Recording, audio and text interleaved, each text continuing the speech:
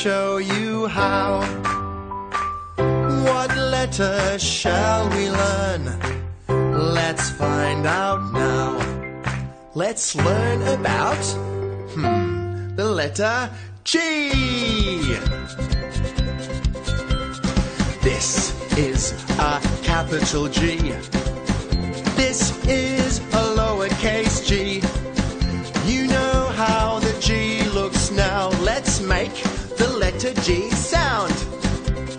G, g, g, g, g, g, g, g, g, g, g, g, g, g, g, g. Yeah! G is for girl. G is for goldfish. G is for a greedy goat. G is for goose. G is for green. G is for guitar. You know some G words now, so let's make the letter G sound. G, g, g, g, g, g, g, g, g, g, g, g, g, g, g.